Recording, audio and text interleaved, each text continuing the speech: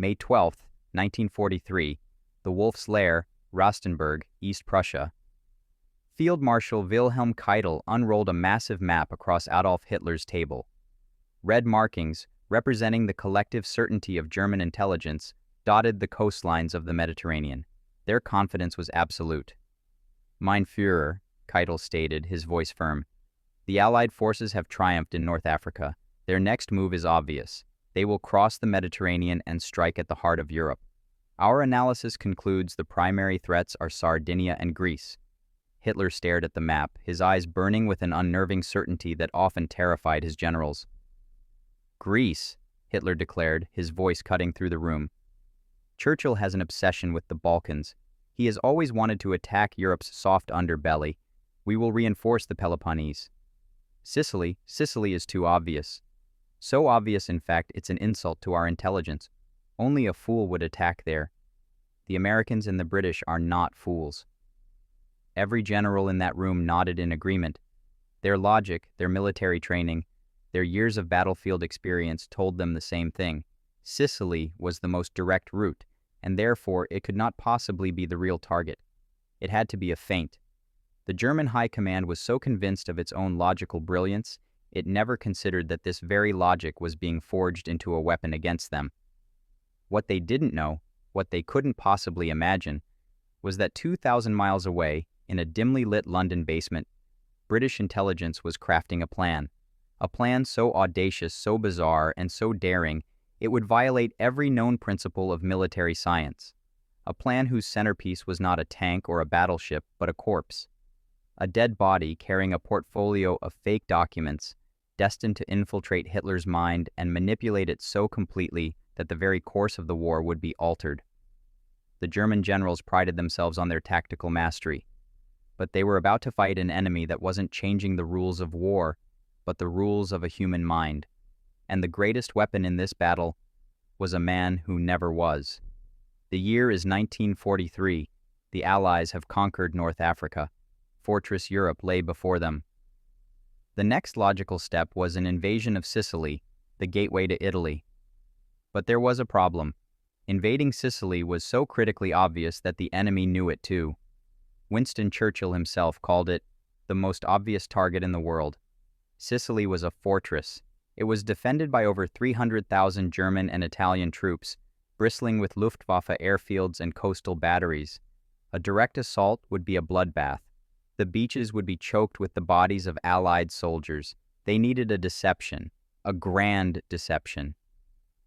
In room 13 of London's Admiralty building, two officers of naval intelligence were wrestling with this impossible problem. Ewan Montague, a brilliant barrister turned intelligence commander, and Charles Cholmondeley, an eccentric but gifted RAF flight lieutenant. Their orders were simple. You must convince the Germans we are going to attack anywhere but Sicily.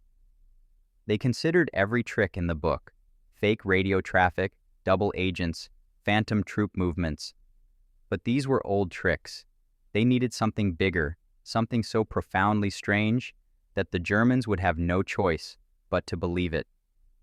It was then that Cholmondeley recalled an obscure, bizarre idea from a document known as the Trout Memo, written by Rear Admiral John Godfrey, the boss of a young intelligence officer named Ian Fleming. The memo contained 54 suggestions for deceiving the enemy. Idea number 28 was the most outlandish: to drop a corpse with false papers off an enemy coastline, making it appear as if he were the victim of a plane crash. The idea was so macabre it had been initially dismissed, but now, in desperation, it seemed like genius. Montague and Cholmondeley gave it a code name: Operation Mincemeat. The plan was simple in concept, but its execution would be impossibly complex. Their first requirement was a body, but it couldn't be just any body. It had to appear to be a man who had drowned after a plane crash. There could be no other marks of trauma. This meant they needed the body of a man who had recently died, and crucially, who had no relatives to come looking for him. Montague consulted one of London's most famous pathologists, Sir Bernard Spilsbury. Spilsbury advised them to find a man who had died of pneumonia, as the fluid in the lungs would mimic the effects of drowning. After weeks of searching, they found him. In a London morgue lay the body of a 34-year-old man named Glyndwr Michael, a homeless, friendless wanderer who had died from ingesting rat poison. The amount of poison was so small it would be almost undetectable in an autopsy. He had fluid in his lungs. He was perfect. No family had claimed the body of Glyndwr Michael. In the calculus of war, the body of one man could save the lives of 10,000. Montagu made the decision. Glyndwr Michael would serve his country in death. He was about to become the man who never was. A body alone was not enough. They had to give him a soul, an identity so rich and believable it would withstand the deepest scrutiny of German intelligence. They named him Acting Major William Martin of the Royal Marines. Martin was a common name. The rank of Acting Major was chosen so that if the Germans found no records of him, they would assume he had been recently promoted and the paperwork was simply delayed. Now began the most crucial part of the operation, building the life of Major Martin. This was more than forging an ID card. It was, as Montagu called it, creating a literary character. He knew a man's true identity is found in the contents of his wallet. So they crafted Pocket Litter for Major Martin, a collection of personal effects so strangely authentic it would pass any inspection. First, a photograph. They recruited a young clerk from MI5, Jean Leslie, to play the part of Major Martin's fiancée, Pam. She provided a photo of herself in a swimsuit. This was a masterstroke of personal detail. A German officer would find it completely believable that a British officer would carry such a personal, intimate photo of his beloved. Next, the love letters. Jean, as Pam, wrote 2 letters to Bill Martin. They were not perfect, flowery prose. They were real. They spoke of love, of quarrels, of the mundane details of life. In one, she was slightly annoyed with Bill for not spending enough time with her. These small human imperfections were the key to its authenticity. Then, they procured an overdraft notice from Lloyd's Bank, written in stern language. It suggested Major Martin was a bit careless with his finances, a relatable human flaw. To reinforce this, they had a prominent London jeweler, S.J. Phillips, create a bill for an engagement ring. The bill was marked as overdue. The bank notice and the overdue bill painted a picture of a man in love, perhaps spending beyond his means.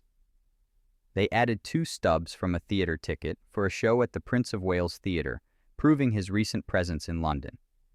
And for the final, genius touch, a letter from Major Martin's father, expressing anger and disapproval over his son's engagement to Pam.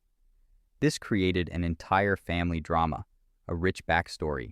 This was all for the Germans. The goal was to show them that Major Martin was a real man, with a life, a love, anxieties, and flaws. Such a man, they would reason, could not possibly be a spy carrying fake documents. It was a psychological game, where every detail was designed to force the German mind to one conclusion. This must be real. Now, for the centerpiece, the deception documents that would fool Hitler himself. They were placed in a briefcase which was attached to Major Martin's wrist by a chain, signaling its immense importance. The core of the deception was a personal letter written from Lieutenant General Sir Archibald Nye, the Vice Chief of the Imperial General Staff, to General Sir Harold Alexander, the Allied commander in North Africa. The letter was a masterpiece of subtlety. It didn't bluntly state that the invasion would be in Greece. Instead, it was framed as casual military gossip. It mentioned that the Allies were planning a diversionary attack on Sicily to draw German attention, while the real invasion, codenamed Operation Husky, would target Greece and Sardinia. The letter even added a personal note explaining that Major Martin was an amphibious warfare expert being sent over, but that he had insisted on taking the letter with him, subtly hinting at his carelessness. Every word, every comma, was a calculated move in a psychological war. Everything was ready. The body of Glyndwr Michael was dressed in the uniform of Major Martin. His wallet contained his fabricated life, and his hand was chained to the briefcase containing the fabricated truth. He was placed in a special airtight canister, codenamed Subtle Churchill, to preserve the body on its journey. On April 30th, 1943, the British submarine HMS Seraph carried this canister to the coast of Huelva in Spain. The location was chosen with surgical precision. British intelligence knew that Huelva was home to a highly active and effective German agent named Adolf Klaus. The local Spanish officials were also known to be sympathetic to the Nazis. If the body washed ashore here, it was a 100% certainty the documents would end up in German hands. In the dead of night, the submarine's captain, Lieutenant Bill Jewell, and Montague, who had accompanied the mission, opened the canister. They gently placed the body of Major Martin into the water and recited a prayer from Psalm 39. The man who never was now on his final journey. As the sun rose, the body was discovered by a Spanish fisherman, José Antonio Rey María. He alerted the Spanish authorities. As expected, the Spanish Navy took possession of the body and, more importantly, the briefcase chained to its wrist. From this moment, the German intelligence machine, the Abwehr, sprang into action. The German agent in Huelva, Adolf Klaus, was immediately activated. He applied immense pressure on his contacts within the Spanish military. After days of careful negotiation and implied threats, the Spanish agreed to loan the briefcase to the Germans for a very short time. It was all the time they needed. The briefcase was rushed to the German consulate. There, in a secret room, experts delicately steamed open the envelope seals, photographed every page of every document with high-resolution cameras, and then painstakingly reinserted the documents and resealed the envelopes, making it appear as if they had never been touched.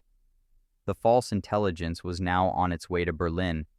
The task of analyzing it fell to a man considered one of the sharpest minds in German military intelligence, Colonel Alexis von Rohen, head of the FHO, or Foreign Armies East.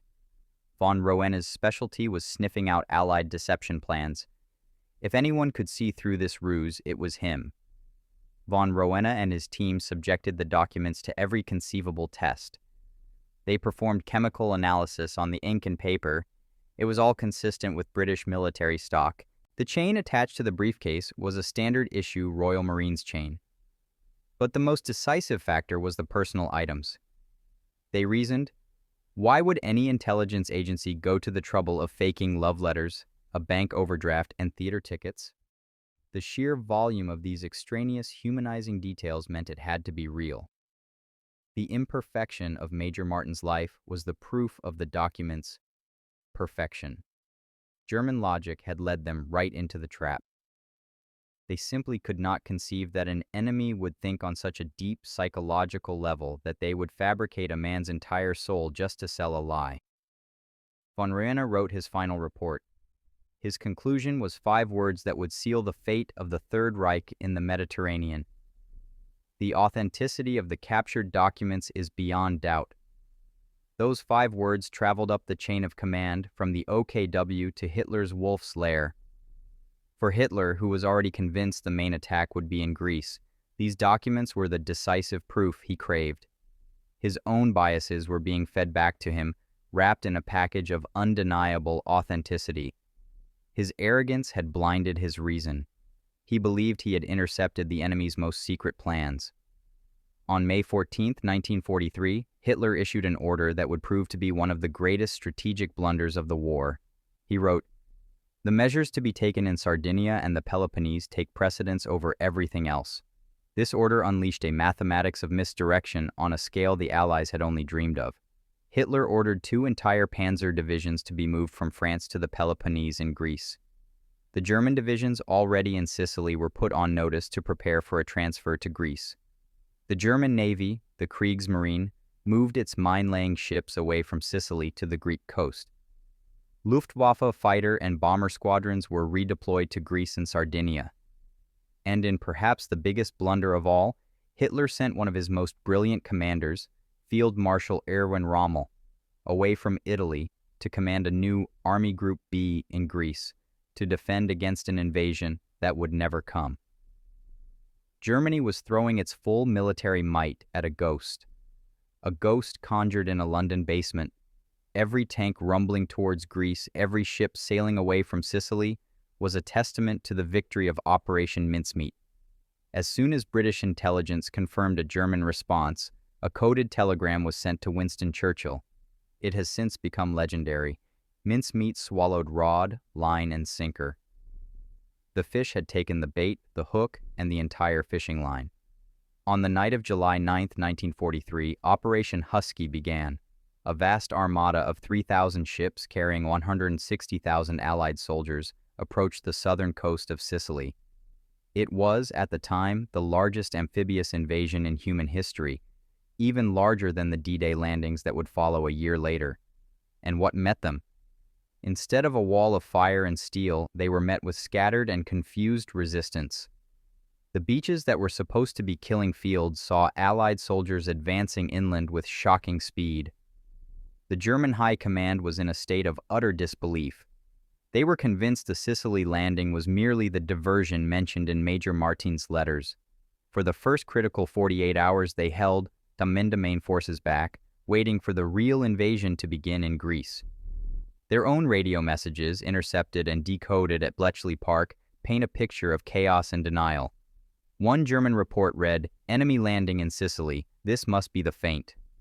Their faith in their superior intelligence was so absolute, they refused to believe the evidence of their own eyes. By the time they realized their catastrophic error, it was too late. Allied forces had established a secure beachhead. The panzer divisions that had been sent to Greece took weeks to be redirected to Sicily, and by then, the battle was already decided. The success of Operation Mincemeat exceeded all expectations. Allied planners had projected over 10,000 casualties in the first week of the invasion. The actual number was less than a quarter of that. Thousands of mothers would see their sons again, all because a few men in a London basement gave a dead man a love story. Sicily was conquered in just 38 days. The victory was so decisive it sent shockwaves through Italy. The fall of Sicily led directly to the downfall of Benito Mussolini's fascist government. King Victor Emmanuel III had Mussolini arrested. A few weeks later, Italy, Hitler's primary European ally, surrendered. The soft underbelly of Europe had been torn wide open. Italy now became a launchpad for Allied forces to strike directly at Germany, forcing Hitler to divert precious troops to a new, bloody front. This, in turn, drained a German war machine that was already stretched thin, paving the way for the success of D-Day in Normandy. Operation Mincemeat hadn't just won a battle, it had fundamentally changed the strategic map of the war. After the war, German generals, in their debriefings and memoirs, consistently pointed to Mincemeat as a turning point. Field Marshal Albert Kesselring, the commander of German forces in Italy, wrote, "Mincemeat fooled us completely. All our preparations were made in the wrong place. It was a masterpiece of Allied intelligence." Grand Admiral Karl Dönitz, head of the German Navy, confessed in his memoirs, "Hitler accepted the documents as absolute proof and refused to listen to any opinion to the contrary." And Joseph Goebbels, in his diary, fumed at the defeat, unable to comprehend how their superior intelligence apparatus had been defeated by such a simple trick. But it wasn't a simple trick. It was a masterpiece of psychological warfare. It proved that wars are won not just with weapons but with minds. It pitted the creative, eccentric genius of British intelligence against the cold, rigid logic of the German military machine. And creativity won. This is not just the story of a successful operation. It is the story of the people who conceived it, the brilliant minds of Montagu and Cholmondeley, the humanity of Jean Leslie, who breathed life into the fictional Pam, and most of all, the story of Glyndwr Michael. The homeless, forgotten man who had no existence in life altered the course of history and death. He was the unknown hero who saved thousands. In 1997, the British government officially recognized Glyndwr Michael's contribution. On his grave in Huelva, Spain, a new inscription was added. It reads, "Glyndwr Michael served as Major William Martin RM." Beneath it, a tribute in Welsh honors the true identity of the man who won a battle after his death. Hitler, the man who prided himself on his unshakable intuition, was deceived by a corpse. His entire war machine, a marvel of logic and discipline, was defeated by a love letter, a bank notice, and 2 theater ticket stubs. While the German High Command was lost in its maps and statistics, British intelligence was writing a story Hitler was desperate to read. They didn't just create false documents. They created a false man, and that false man planted a false reality in Hitler's mind. This was a victory that cannot be measured in bullets or bombs. It is measured in the lives of the soldiers who came home. It is measured in the thousands of German soldiers who waited in the wrong country at the wrong time for an attack that was never coming. It was a victory for a kind of thinking that understood the best way to defeat an opponent is to use his own intelligence against him. In the end, the battle for Sicily was not a battle of industrial might or tactical brilliance, it was a battle of storytelling. And the side that told the better story won. Major William Martin may have never existed, but he delivered a victory that was terrifyingly real. He proved that sometimes the greatest weapon in history is a dead body and a good story to go with it. The ultimate lesson of this incredible episode is that the human mind, for all its logical power, is a sucker for a good story. The Germans saw the data, but they filtered that data through the narrative they already wanted to believe. They saw love in Major Martin's letters, carelessness in his bank statements, and in all of this, they saw a real man, not a ploy. They couldn't comprehend a deception that weaponized the very essence of human flaws and virtues. Hitler's generals saw themselves as masters of war, but they were defeated by a narrative deep-highs that could have come from the mind of a spy novelist. It proved that the greatest battles are not fought on the field, but in the mind. And to win the mind, you don't just need better tanks with thicker armor. You need a better story. Operation Mincemeat was that better story. A story so believable, so human, it brought the world's most powerful dictator to his knees. And its hero was a man with no name, no face, and no existence. History will forever remember him as the man who never was, ever.